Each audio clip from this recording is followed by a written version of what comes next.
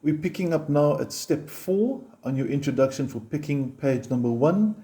We're looking at what they call 4/4 timing. Now, your two most popular time signatures for most of the music we hear on radio and TV are 4/4 and 6/8. So if you've got these under control, you've got a really good starting place. Now, once more quickly, on your fretting hand, we're going to not play any chords. So if you look at the top of the guitar, no A minors, no Cs, no Gs, everything will be picked something like this. In other words, with no chords. Okay, onto the picking hand now, and let's look at our techniques. Now, the finger distribution or finger allocation, depending how you want to view it, is still going to have the thumb on the top 5th string.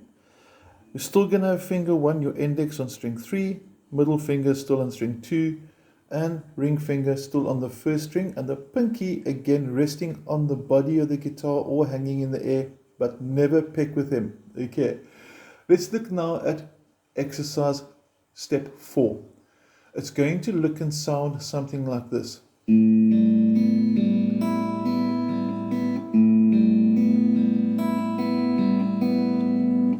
Now, if we were to count it, there's 4 beats in the bar. That's what the first 4 of 4/4 means. The second 4 has got to do with note values, but that's a video for another day. And how we're going to count this is simply going to be 1 and 2 and 3 and 4 and 1 and 2 and 3 and 4 and. You want to try through with me? Let's go. 3 and 4 and.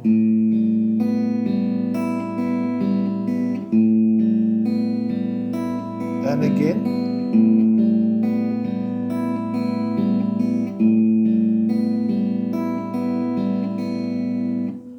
Okay, we got that. Now for step 5, we're going to add some chords. Now, in the previous video, when we were doing the 6/8, which counted 1, 2, 3, 4, 5, 6, we used the chord A minor and C. This time we're going to reverse the chords for no real reason, just because we can. And there's your C. And we're going to change to A minor. And notice that fingers 1 and 2 don't really move much. There's a slight slide to accommodate the ring finger underneath the middle finger. But fingers 1 and 2 must not leave the strings.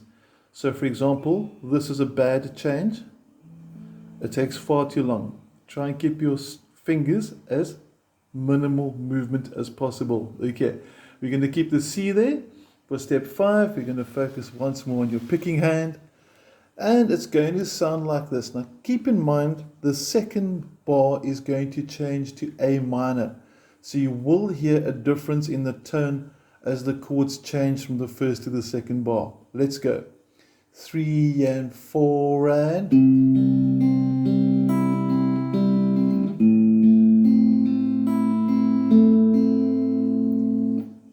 You got that? Once you've tried it once or twice by yourself, pause the video maybe and then restart it and play along with me now again. But this time we're going to do it 4 times in a row. Are you ready?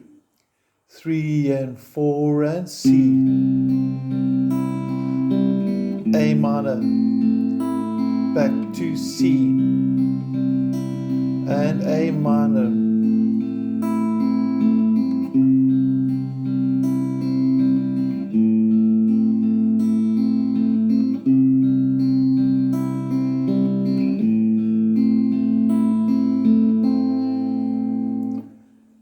And now on to step number 6. Now with step number 6, we're finally going to start some variations on your bass notes.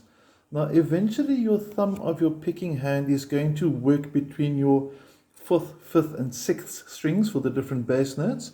The bass notes on most of the chords that I'm sending through for you for the songs will be highlighted in one or other color.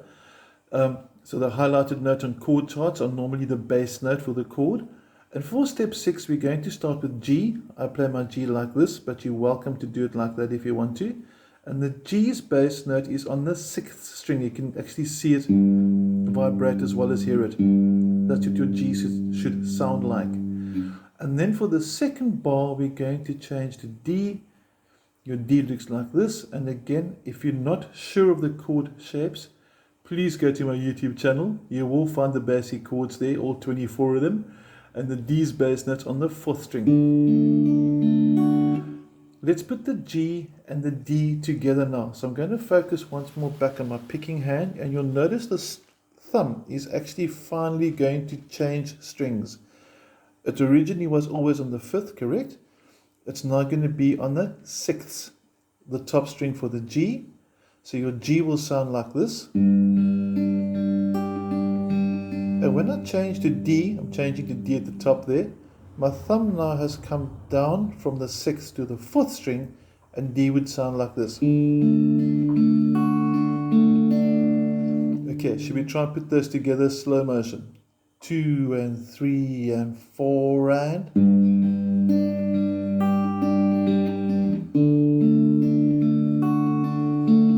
back to G and D and G and D. One more time, G and D. Remember, keep your picking even. Make sure nothing's too loud. Make sure you don't speed up or slow down.